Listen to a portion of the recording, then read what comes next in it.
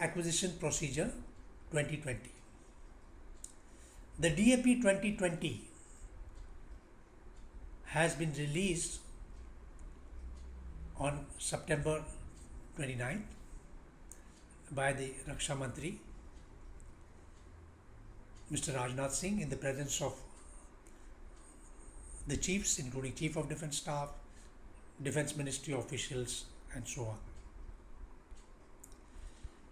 The DAP has been evolved after deliberations for almost a year plus. In fact, this is an ongoing process and inputs keep coming, but there was intense debate over the DAP. And during this process, a number of suggestions have come and approved, a number of recommendations have come which have been taken on board as far as the DAP is concerned. What are the focus points in the DAP? First focus point is the Atmanirbhar Bharat or Self-Reliance India. That theme is continuing in this. The indigenization of imported items, which was the ban list which was there, emphasis has been given. Focus is now also on indigenization of the imported spares.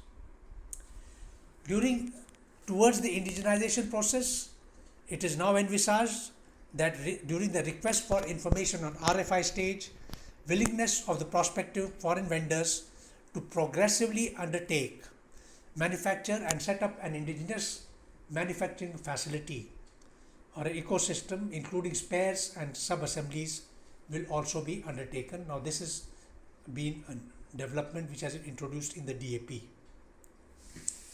A new category is being introduced, that is buy global, manufacture in India. For example, India could buy certain equipment like helicopters. If we has to procure about 110 or 120, a certain quantity could be procured of the manufacturing capability which is there with a foreign country, A, B, C, D, and after having procured that, subsequent production is undertaken in India, and that is the buy global and manufacture. This is a new category which has been added particularly for giving focus to ensure that the induction can be rapid and indigenization can take place. Now co-production through the IGA. IGA is an inter-government agreement. In the inter-government agreement also co-production is also been envisaged.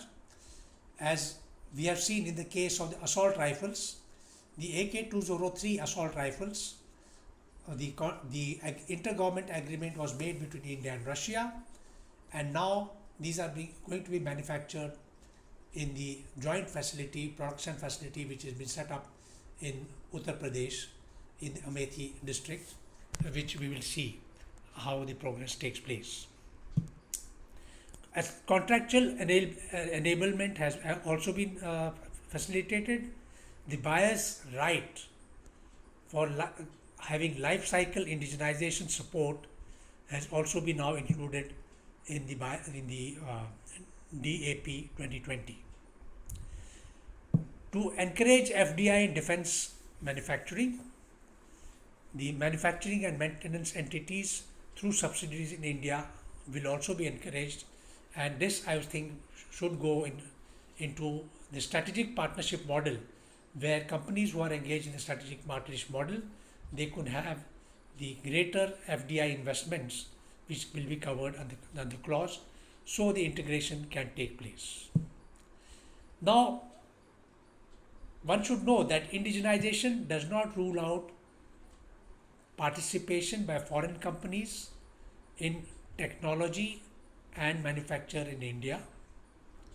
For this, the Indian component in various products has been identified, and this product under various categories, for example in the buy Indian category, minimum Indian component has been specified in DAP 2020 as 50%.